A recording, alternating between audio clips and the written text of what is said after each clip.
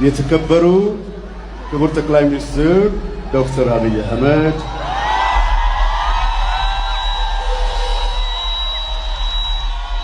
የተከበሩ የኤርትራ ፕሬዝዳንት ኢሳያስ አፈወርቂ፣ የተከበራችሁ የኢትዮጵያ ሕዝብ በሙሉ እንኳን ደስ አላችሁ። እኔ ዛሬ ስላልተዘጋጀሁኝ በእውነት ዛሬ ደስ ብሎኛል። ይህን ቀን አሳይቶናል እግዚአብሔር። ምንም ነገር ለመጫወት እንግዲህ ያለው ሁኔታ እንደምታዩት ነው።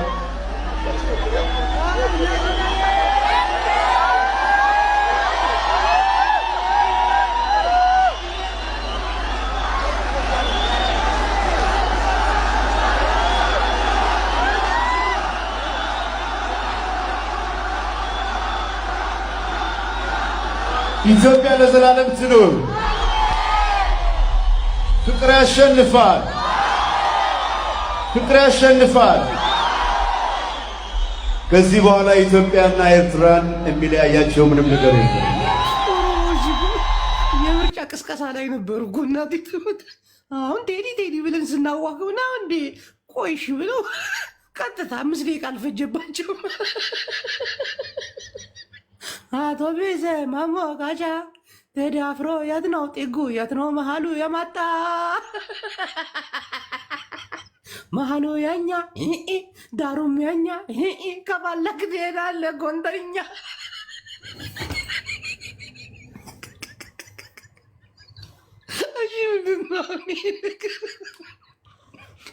ሰው ዱዳ ይመስላል እንዴ? ደግሞ ይኸውልህ አሁን ቴዲ አማርኛ ነው የዘፈነው። ቅኔ ነው ጥበብ ነው። አማርኛው ሲሰነጠቅ አማርኛው ሲፈለጥ ምናምን አለን እንጂ ኦሮሞም ቅኔ አለው። የኦሮሞን ቅኔ ለመልመድ ደግሞ ኦሮምኛ መልመድ አለብህ። ኦሮምኛውን ከሰማው ቀይ ራሱ ፈታው ማለት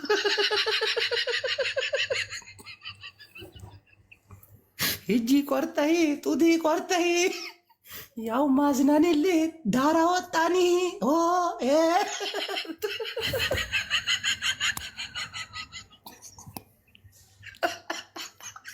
ይመጃጁ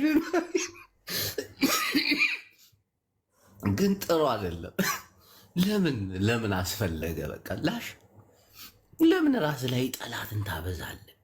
ህዝብን እንደ ህዝብ አታሽ። ስሙኝማ ሰው እንዴት በራሱ ጊዜ የህዝብ ገዳይ እኔ ነኝ ብሎ ይመጣል?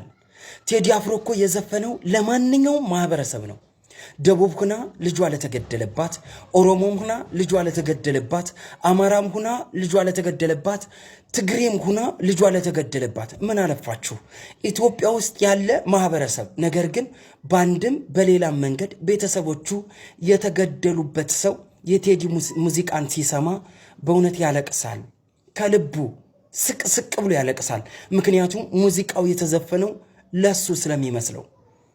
ታዲያ ቴዲ አፍሮ ሲዘፍን የማንም ማህበረሰብ አልጠቀሰም ከአንድ ኢትዮጵያዊነት በስተቀር።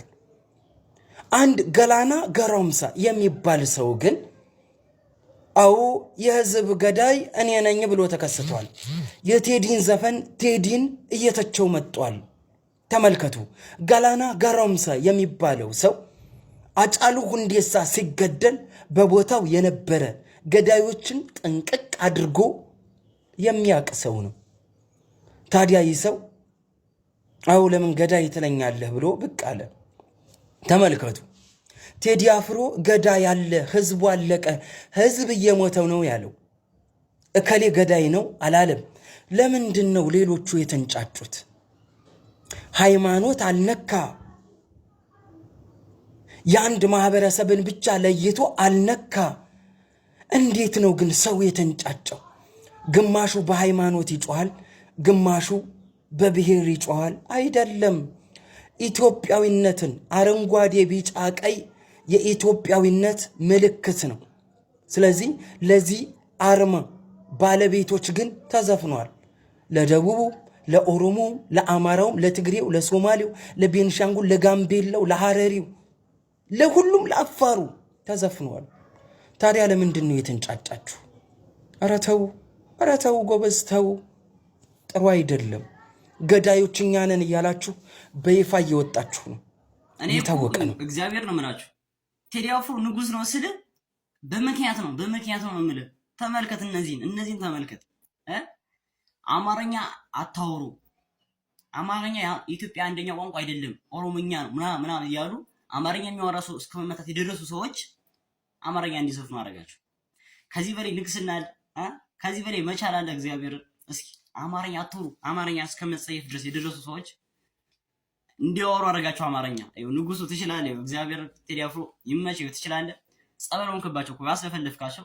እስኪ ኮሜንት ጋር እነዛ ሰዎች ስለሚኖሩ እናንተ አጨናንቁልኝ። የኔ ቤተሰቦች ሁላችሁም ኮሜንት ጋር ቴዲ እያላችሁ ጻፉልኝ። እነዛ ሰዎች ይኖራሉና በደንብ ጻፉልኝ። ይቻማቸው። እኔ አባታጠቀኝ። እናንተ ለቴዲ አፍሮ የተመለሰለትን ሙዚቃ ሰማችሁት?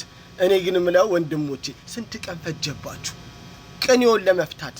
የስንት ብር ጫት ቃማችሁ? ግን ቶሎ እንዲገባችሁ ማለት ነው።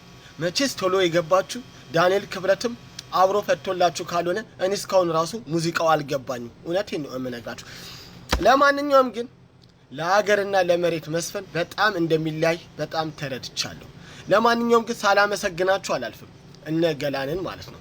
ለማንኛውም ሌሎች እህት ወንድም ኦሮሞ ተወላጆች ይህን ሙዚቃ ጭራሽ ተርጉመው እንዲሰሙት አድርጋችኋል። ምክንያቱም ምን ቢዘፍን ነው የተዘፈነለት ብለው ሌሎቹ ደግሞ አስተርጉሞም ቢሆን እንዲሰሙት እንደረዳችሁ ነው እምቆጥረው። እናንተን ግን ሳላደንቃችሁ አላልፍም። እውነቴን ነው የምላችሁ። በግርግርም ቢሆን ስማችሁን አፈመሳችሁታል። ይሄ ነው ስማርት ማይንድ ማለት፣ ዋናው እሱ ነው።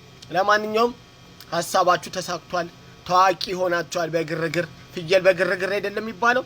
ለማንኛውም ግን እየመጣን ነው ስትሉ አገሩ ይደበላለቃል ብዬ ነበረ። እኔ ደግሞ ሙዚቃችሁ ቢልቦርድ ላይ ካልመጣ አልሰማውምም አላዳመጠውም።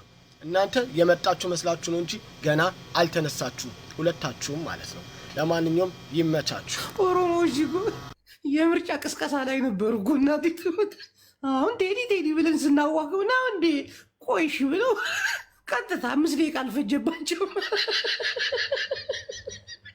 አቶ ቤዘ ማሞቃቻ ቴዲ አፍሮ የት ነው ጤጉ? የት ነው መሀሉ የማጣ መሀሉ ያኛ ዳሩም ያኛ ከባለክ ትሄዳለህ ጎንደኛ።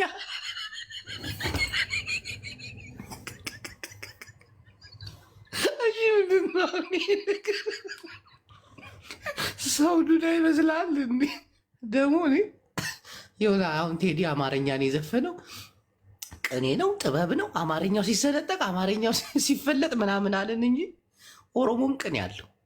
የኦሮሞን ቅኔ ለመልመድ ደግሞ ኦሮምኛ መልመድ አለብህ። ኦሮምኛውን ከሰማው ቅኔ ራሱ ፈታው ማለት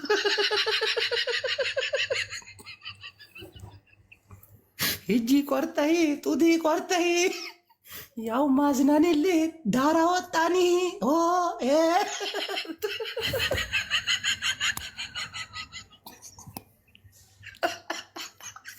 ይመቻቹ። ግን ጥሩ አይደለም። ለምን አስፈለገ? በቃ ላሽ ለምን ራስ ላይ ጠላትን ታበዛለህ? ህዝብን እንደ ህዝብ አታሸንፍም?